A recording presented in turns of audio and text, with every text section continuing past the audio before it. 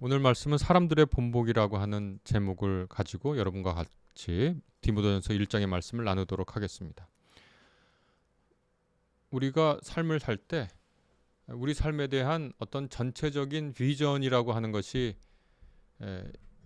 있습니다. 여러분들은 혹시 내 삶을 바라볼 때 내 삶이 어떤 형식의 어떤 성격을 가진 삶이라고 여러분의 삶에 대해서 어떤 비전을 갖고 계신지요? 시대를 관통하는 삶의 비전들이 있습니다. 가령 예를 들어 얼마 전에 굉장히 유행했다가 지금은 조금 사그러들었지만 그래도 여전히 우리 현대인들이 전 세계적으로 가지고 있는 하나의 비전은 이른바 트랜스 휴머니즘이라고 하는 비전입니다. 트랜스 휴머니즘이라고 하는 것은 트랜스라는 것이 넘어서다라는 뜻이지요. 그 다음에 휴먼이라고 하는 건 인간이니까요. 현재의 인간을 넘어서고자 하는 운동과 이념을 트랜스 휴머니즘이라고 합니다. 그러면 인간이 무슨 문제가 있는 것일까요? 이전까지 휴머니즘은 인간에게 최고의 존엄과 위엄을 부과했습니다. 그래서 인간이 진화나 모든 것에 중요한 것이고, 또 예전에 고대 그리스의 그 철학자로부터 시작했던 인간은 만물의 척도다, 이런 말들, 또 임마누엘 칸트 같은 사람들이 인간은 자연세계의 입법자다, 이런 얘기를 하는데요. 그 말 하나하나를 따져보면 굉장히 어떻게 보면 당돌한 선언들입니다. 인간은 만물의 척도다라고 하면 인간이 중심이 되어서 만물들을 재단하는 거거든요. 예를 들면 독이 든 생물은요, 만약에 보고 같은 게 있다고 하면 인간에게 해롭기 때문에 해로운 동물입니다.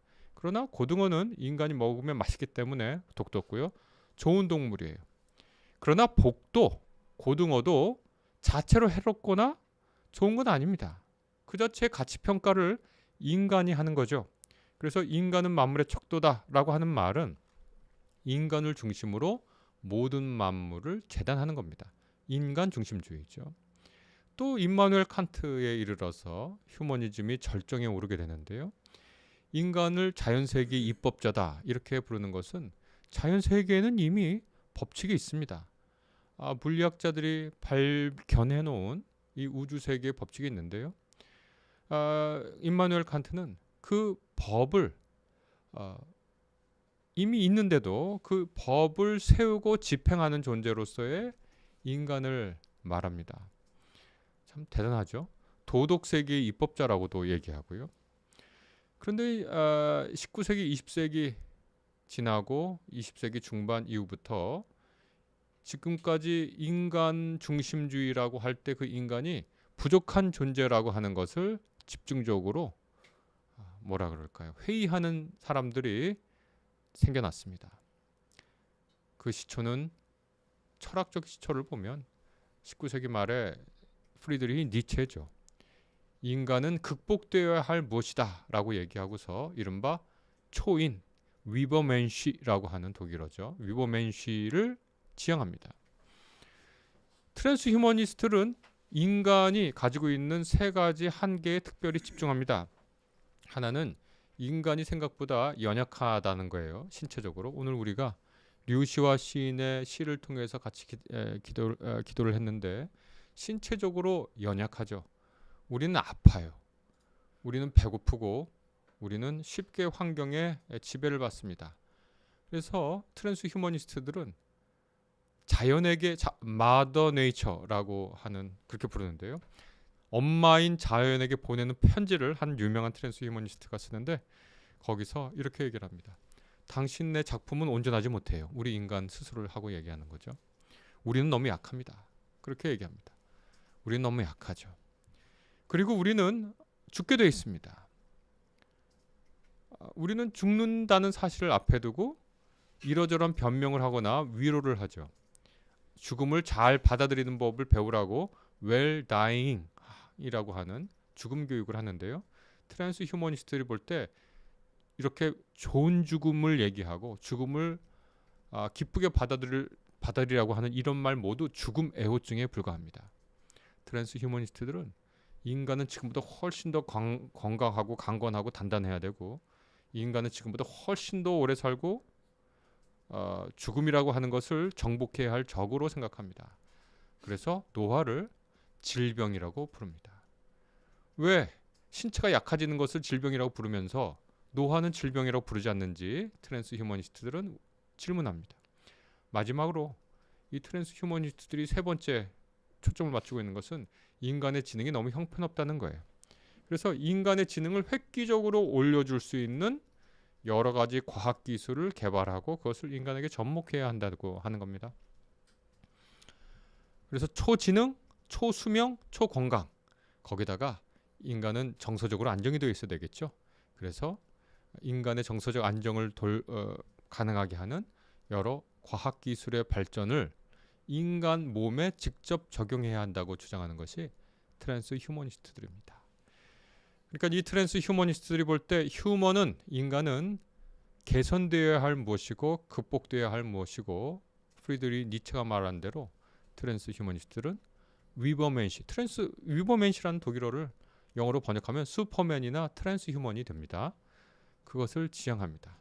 실제로 오늘날에 트랜스 휴먼들이 살아있죠. 곳곳에 살아있습니다.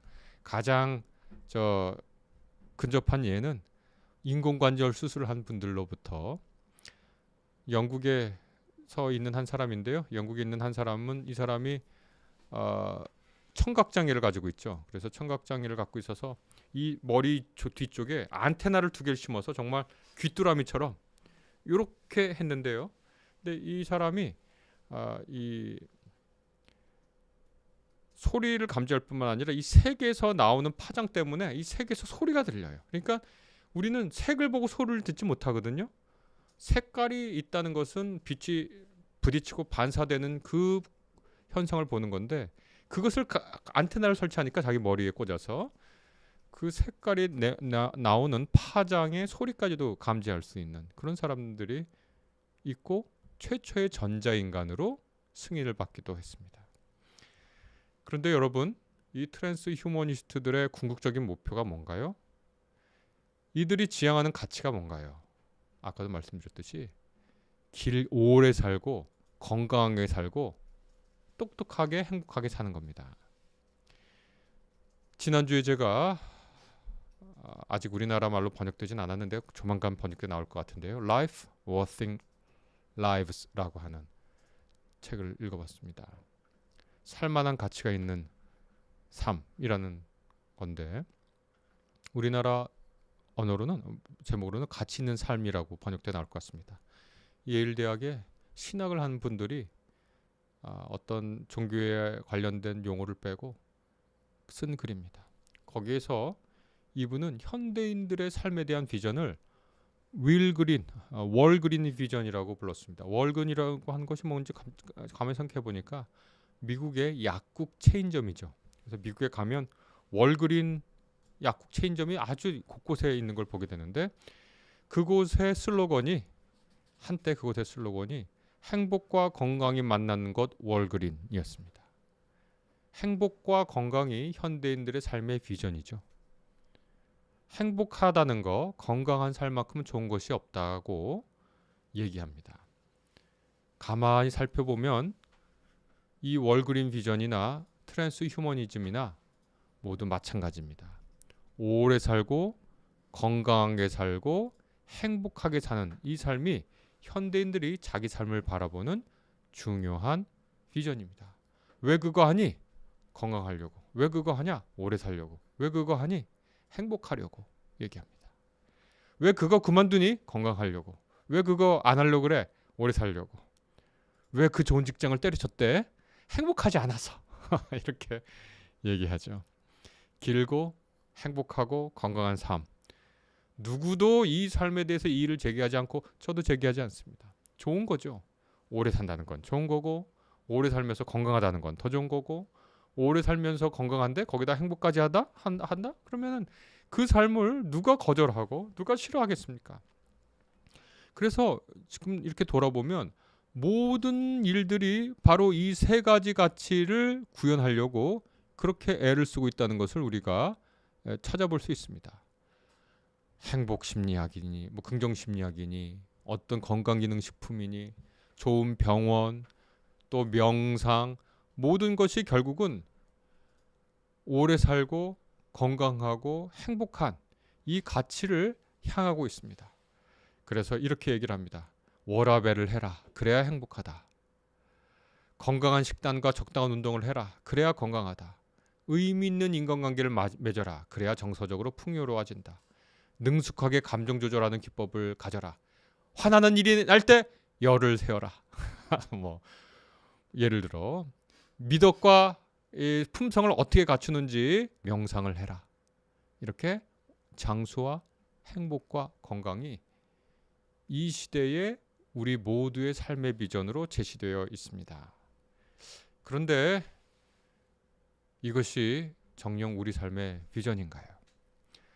이러한 월그린 비전은 일정하게 우리 삶을 지배하고 있는 하나의 다른 비전에 대한 비판으로 나왔죠. 그건 뭐냐면 건강을 희생하더라도 성공하고 행복을 희생하더라도 돈을 많이 벌고 짧게 살더라도 명예를 추구해라 라고 하는, 어떻게 보면 명예와 부와 권력을 향한 삶이 더 이상 우리를 괴롭히지 못하도록 월그린 비전이 나온 거죠. 그러니까 그 자체로 하나의 의의는 있다라고 하겠습니다. 그러나 정말 이것이 우리 인류가 모두 꿈꾸고 있는 우리 삶의, 인간 삶의 비전인가요? 그것을 다시 한번 물어봐야 할 때가 되지 않았나 싶습니다. 좀 미안한 얘기지만 그래도 아주 좋은 예라고 생각해서 말씀을 하나 드려볼 수 있을 것 같습니다. 예전에 한 유명한 그 아이돌 그룹에 있는 그룹이 원이었는데, 정말 뭐 그 예능 프로그램을 저는 거의 보지 않는데, 좀 죄송하지만 전파남기야 이렇게 생각하고 거의 보이지 않는데, 이렇게 지나가다가 우연히 보게 됐는데, 그 사람하고 이제 그 촬영하던 같이 갔던 사람이 이렇게 걸어가다가 한 아이를 보고 그 출연자 중에 한 명이 몇 살이냐 물어보고, 훌륭한 아이가 사람이 되라 이렇게 격려를 하니까 그 아이돌 출신의 그 가수가 무슨 훌륭한 사람이 되냐고, 아무나 되라 그렇게 얘기를 했어요. 저는 그 얘기를 듣는 순간 너무 충격을 받았어요. 아니, 어떻게 저렇게 얘기를 할 수 있는가. 그런데 나중에 알고 보니까 그 말에 대한 댓글이 모두 긍정적인 거예요.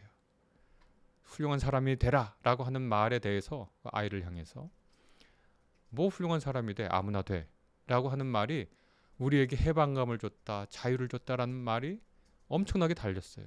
그러나 저는 그 말이 너무나 할 수 없는 말이라고 생각했습니다. 그 말은 다른 사람에게는 할 수 있을지 몰라도 내 자식에게, 애지중지하게 키우는 자기 자식에게 아무나 되라고 말할 수가 없어요. 그리고 우리가 이 땅에서 이렇게 태어났는데 아무나 되라고 그렇게 살아가는 건 아니죠. 제가 쓴 책 중에 아무것도 아닌 것들의 기쁨이라고 하는 책이 있는데, 아무것도 아닌 것이 되라고 하는 것이 그 책의 중요한 얘기가 아닙니다.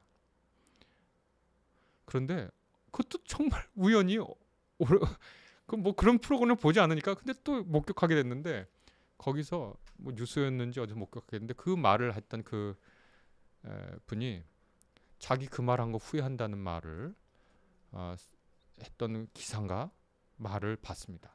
저는 그 말이 너무 고마웠습니다. 우리는 지나가는 어린아이한테 아무나 되라고 말할 수 없습니다. 돈과 명예와 권력을 향해서 불나방처럼 그것을 추구하면서 오래 살고 건강하게 살고 행복하게 사는 삶을 희생당하겠다고 생각해서 월그린 비전이 오늘날의 우리 삶을 바라보는 전체적인 비전이 된 걸로 이렇게 되어버렸는데, 월그린 비전은 우리 삶을 건강하고 오래 살고 참으로 행복하게 하는 비전은 아니라고 성경은 분명히 얘기하고 있고, 저는 그 성경이 말씀하는 거에 전적으로 동감합니다.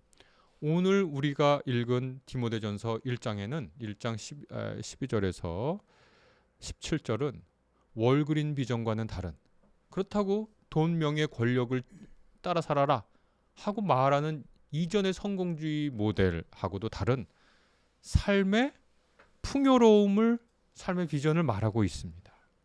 이것은 디모데전서 1장에 나온 건데요. 디모데전서는 이른바 목회서신, 가톨릭 쪽에선 사목서신이라고 불리는 서신입니다. 디모데전서, 디모데후서, 디도서 이렇게 세 개를 묶어서 그렇게 부르는데, 바울이 직접 썼다고 생각하는 사람들도 있고 바울의 제자가 후대에 썼다라고 하는 주장도 있습니다. 여하튼 간에 이 서신은 바울이라고 하는 능숙한 삶의 멘토가 디모데라고 하는 젊은, 그러나 한 지역교회를 담당하게 된, 거기에 책임을 지게 된 티모테오, 티모시, 이 사람에게 쓴 겁니다. 특별히 12절부터 17절은 바울 자전적인 이야기입니다. 바울의 자전적인 이야기입니다. 이렇게 되어 있습니다. 오늘 우리가 읽어보면 나는 나에게 능력을 주신 우리 주 그리스도 예수께 감사를 드립니다. 이렇게 되어 있습니다. 월그린 비전이나 이전의 성공주의 모델이 아니라 그리스도의 신앙 안에서 삶의 비전을 발견한 사람들의 삶의 동력을 바울은 처음에 어떻게 얘기하냐면 나에게 능력을 주신이라고 말하고 있습니다. 저는 이것이 아주 깊은 의미에서 저의 고백이라고도 얘기하고 싶습니다. 사실 삶을 가만히 돌아보고, 제가 뭐 삶의 의미 과목을 오래 가르쳤으니까 가만히 찬찬히 따져보면 사실 별게 없어요. 그리고 특별히 삶의 동력을 낼 이유가 전혀 없습니다. 그냥 그래요. 그러나 우리는 알 수 없는 데서 오는 삶의 원동력을 갖고 싶어 합니다. 그 힘을 얻고 싶어 해요. 그런데 그것이 어디로부터 올까요?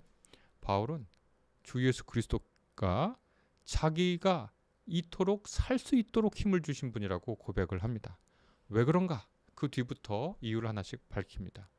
주님께서 나를 신실하게 여기셔서 나에게 이 직분을 맡겨주셨습니다. 이렇게 얘기를 하는데 감사의 고백이죠. 자기가 자기를 볼 때도 별로 대단치 않은데 예수께서 자기를 믿음직한 사람으로 여겨주셨다는 거예요. 그리고 자기가 삶을 통해서 이 일을 할 수 있도록 해주셨다는 거예요. 여기서 직분이라고 이렇게 되어 있는데, 제가 이 말씀을 준비하다가 한 영국 학자가 쓴, 브리티시 학자가 쓴, 스코틀랜드 학자인가? 서로 다른데 좀 헷갈리지만 안 되지만 브리티시 학자 같은데요. 쓴 요 단락을 해설한 소제목을 이분이 Saved to Serve라고 붙였습니다. 섬기기 위해서 구원받았다라고 하는 것을 이 소제목으로 썼는데요. 예수께서 나에게 삶의 원동력을 주셨습니다. 그분이 나를 믿음직하다고 여기셔서 saved 하셨습니다. to serve 하게, 섬기기 위해서 나를 구원해 주셨습니다. 라고 얘기합니다. 그리스도교인들의 삶의 비전은 saved 된 게 있고 구원받은 것이 있고, 그 구원받은 것의 기쁨과 원동력으로 섬길 수 있는 것이 그리스도인의 삶의 비전의 첫 번째 중요한 특징입니다. 13절부터 보면 내가 전에는 회방자요 박해자요 폭행자였습니다. 그러나 그러한 행동을 내가 믿지 않을 때에 알지 못하고 한 것이므로 하나님께서 나에게 자비를 베풀어 주셨습니다. 라고 자기의 이전 삶을 얘기하고, 14절에 우리 주님께서 나에게 은혜를 넘치게 부으셔서 이렇게 되어 있는데, 13절과 14절 이 맥락의 흐름은 뭐냐면 우리가 완전히 달라질 수 있다고 하는 변화의 가능성에 대한 말씀입니다. 우리가 삶을 자세히 살펴보면 힘을 낼 일이 별로 없는데, 왜냐하면 허무한 인간들은요 자기의 생명조차 가치 있다는 것으로 인식하지 못하거든요. 그게 참 아이러니하죠. 무릎이 아파오는 40, 50대 넘어서야 20, 30대가 얼마나 아름다웠는지를 알게 되는 건데, 아마 사람이 삶의 종말에 이를 때 내가 이 인생이 산다는 게 얼마나 좋은 건지 알게 될 수도 있는 것 같아요. 그런 얘기들을 종종 하는데요. 40대 50대만 해도 아유 저렇게 살아 뭐 하나, 그냥 죽는 게 낫지, 저렇게 사는 게 사는 건가, 이렇게 얘기하는데, 삶의 종말을 앞에 둔 사람들은 하루라도 더 사는 것이, 이렇게라도 하루라도 더 사는 것을 굉장히 감사하게 생각한다, 그런 말을 또 하시더라고요. 네, 그럴 수 있습니다. 우리는 우리 삶이 얼마나 소중한지를 잘 깨닫지 못합니다. 젊은 사람들이 자기의 젊음이 얼마나 귀한지 깨닫지 못하는 거랑 똑같죠. 그래서 삶의 원동력이 없는데 그리스도 예수께서 그 삶의 허무와 무의미로부터 우리를 건져내셔서 뭘 하게 하냐? 서브하게 하신다. 그 다음에 두 번째 우리의 삶의 전체적인 비전 가운데 하나는 뭐냐면 우리가 완전히 변할 수 있다라고 하는 삶의 변화 가능성을 우리에게 바울의 삶을 통해서 보여줍니다. 바울은 사람들의 본보기라고 야 이거 봐라 인간 인생은 이렇게 사는 거야 하고 본보기처럼 우리 앞에 내놓으신 존재가 자기 자신이라고 바울은 생각했거든요. 하나님 우리는 완전히 바뀔 수 있다. 하나님의 자비 덕분에 그렇게 말하는 겁니다. 14절에 보면 우리 주님께서 나에게 은혜를 넘치게 부어주셔서 그리스도 예수 안에서 얻는 믿음과 사랑을 누리게 하셨습니다. 이렇게 되어 있는데요. 제가 이걸 읽다가 너무나 아름다운 구절이라고 생각해가지고 헬라어를 한번 찾아봤는데 직역을 하면 우리 주님께서 나에게 은혜를 넘치게 부어주셨다 이렇게 했는데 이 넘치게 부어주셨다라고 번역된 헬라어를 찾아보니까 휘페르 플레오나조라고 하는데 플레오나조라는 것 자체가 흘러 넘친다라는 거예요. 플로리싱이라고 하는 흘러 넘친다라는 거예요. 그 자체가 거기다가 휘페르라고 하는 접두사를 붙였는데 휘페르는 전치사로 쓰였을 때 무엇 위에라는 거거든요. 그러니까 이미 흘러 넘치는데 갑자기 그 국이 생각났는데 국이 흘러 넘치잖아요. 흘러 넘치는데 하고 흘러 넘치는 거예요. 콜라에 멘토스 부었을 때처럼 생각해 보시면 되겠습니다. 콜라에 멘토스 부으면 팍 하고 튀어나오는데 그것처럼 우리 주님께서 나에게 은혜를 KJV는 exceeding abundant 완전히 흘러넘칠게 이렇게 번역하는데요. 나에게 은혜를 그렇게 부어주셨다는 거예요. 참 대단하죠. 그리스도인들의 삶의 비전은 자기 삶에 흘러넘치는 그 은혜를 목도하는 데 있습니다. 그리고 그 다음에 그리스도 예수 안에서 얻는 믿음과 사랑을 누리게 하셨습니다. 이렇게 되어 있는데 요 구절에 대해서는 이렇게도 번역할 수 있고 저렇게도 번역할 수 있거든요. 근데 오늘 제가 여러분과 나눌 번역은 이렇게 한번 번역해 봤습니다. 그리스도 안에서 얻는 믿음과 사랑을 누리게 하셨다. 그리스도 안에 있는 믿음과 사랑을 누리게 했다. 번역을 지금 우리가 성서 연구 시간은 아니니까 이것을 어떤 사람들은 이 그리스도 안에서라고 하는 말을 교회 공동체 안에서라고 이해할 수 있다는 겁니다.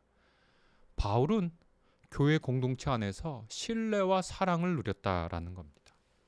그러니 우리 삶의 비전을 놓고 볼 때 첫째는 우리가 우리 삶의 허무와 무의미로부터 우리 삶의 원동력을 saved to serve 제가 오늘 이상하게 영어를 많이 쓰는데 섬기려고 구원받았다. 그 원동력을 얻은 거고 두 번째로는 우리는 완전히 바뀔 수 있어. 이전의 삶에서. 세 번째는 뭐냐면 우리 삶에 흘러넘치는 은혜를 목도하고 그리스도인들의 공동체 안에서 서로를 믿어주고 그의 삶을 살피는 사랑을 누리게 하셨다라는 거예요. 이게 삶의 비전이에요. 이것은 길게 살고 건강하게 살고 행복하게 사는 거하고는 사실 결이 다른 비전입니다. 저는 월그린 비전은 깨지기 쉬운 비전이라고 생각합니다. 사람은 사고를 당할 수 있고요. 사람은 건강하게 살다가도 갑자기 급격한 질병에 노출될 수 있습니다. 제 주위에 여러분들이 정말 건강하게 살다가 갑자기 어떤 바이러스 때문에 어떤 세균 때문에 건강을 심각하게 잃어버리는 경우도 있고 행복한 줄 알았는데 그렇지 않았던 삶을 목도하고 좌절한 사람들이 있습니다. 그래서 저는 늘 생각합니다. 삶에는, 우리 인생에는 고통과 허무가 상존하는데 월그린 비전은 그것이 마치 극복될 수 있는 양, 없어질 수 있는 양 생각한다는 거거든요. 절대 그렇지 않죠. 그리스도인들의 삶의 비전은 지금 방금 우리가 나눈 이 말씀대로 우리 삶의 허무와 고통 속에서도 삶의 원동력을 발견하고 우리 자신이 완전히 바뀔 수 있으며 우리 삶에 흘러넘치는 은혜를 목도하고 그리스도인들의 공동체 안에서 신뢰와 사랑을 나눌 수 있는 그 비전이야말로 우리를 참 사는 것이 가치 있구나 라는 것으로, 그런 인식으로 우리를 이끌어간다, 그렇게 고백할 수 있죠. 저는 이것이 단명하는 가운데서도, 건강하지 않은 가운데서도, 행복하지 않은 가운데서도 우리 삶을 긍정할 수 있는 중요한 비전이라고 생각합니다. 우리의 위인들을 돌아봅니다. 우리를 지금까지 있게 한 우리의 위인들. 요즘 홍범도 장군이 여러 가지 논란에 있는데 그 홍범도 장군에 관한 연구에서 우리나라 최고 권위자인 한국외국어대학의 명예교수님의 글과 인터뷰를 읽어봤습니다. 홍범도 장군은 큰아들도 둘째 아들도 아내도 일본군에 의해서 희생당했습니다. 일본군의 이 일제의 그 간계에 의해서 결국 그렇게 된 거죠. 홍범도 자신의 삶도 그렇게 행복하지는 않습니다. 노예 출신이에요. 머슴 출신이고 결국 쓸쓸하게 한 극장의 경비 책임자를 맡다가 경비원을 하다가 돌아가셨습니다. 우리는 그가 오래 살고 건강하고 행복한 삶을 살았다고 생각하기 어렵습니다. 그러나 그분은 많은 사람들이 잘 살게 해주는 삶을 만들려고 노력했고 그 노력이 오늘 우리에게 전해져 왔습니다. 무수한 예를 들 수 있습니다. 아까 제가 말한 그 예일 대학 교수들의 책을 보면 마틴 루터 킹 주니어의 이야기를 하는데요. 지금은 뭐 미국이 전 세계적으로 그분을 기리는 기념일도 있잖아요.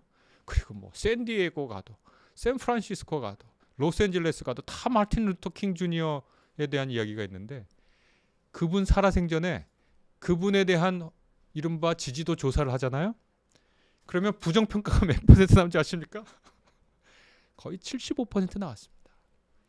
그분이 오래 살았나요? 저는 그분이 그렇게 빨리 돌아간지 몰랐어요. 40대, 50대도 못 넘어서 40대 초반에 돌아갔는데 그분은 오래 살지도 않고 별로 건강하지도 않았고 행복하지도 않았습니다. 그러나 그분 삶의 덕분에 많은 이들이 어마어마한 복을 누리죠. 우리는 그런 사람들을 기립니다. 우리가 모두 영웅이 되라고 하는 말은 아닙니다. 지금. 그러나 길게 살고 오래 살고 행복하고 건강한 삶의 비전이 우리의 비전은 아닙니다. 그리스도인들의 비전은 섬기기 위해 구원받았다. 우리를 믿음직하게 여기셔서 우리에게 일을 맡기셨구나. 그리고 우리가 허무하지 않도록 능력을 주시는구나. 우리는 이전 삶에서 완전히 달라질 수 있구나. 우리는 우리 삶에서 그분의 넘치는 은혜를 발견할 수 있구나. 그리고 그리스도 공동체 안에서 신뢰와 사랑 속에서 살아갈 수 있구나. 16절에 보면 하나님께서는 나에게 자비를 베푸셨습니다. 그 뜻은 그리스도 예수께서 끝없이 참아주심의 한 사례를 먼저 나에게 드러내 보이심으로써 앞으로 예수를 믿고 영생을 얻으려고 하는 사람들의 본보기로 삼으시려는 것입니다. 앞으로 예수를 믿고 영생을 얻으려고 하는 사람들의 본보기가 됩니다. 바울은.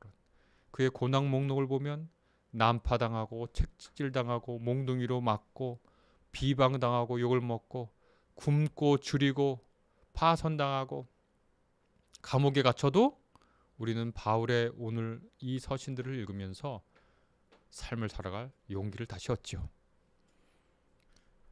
바울의 삶은 참 가치 있습니다.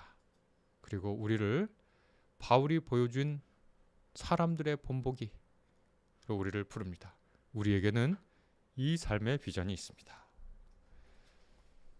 오늘 우리에게 주신 하나님의 말씀 가운데 하나님의 음성을 묵상하면 좋겠습니다.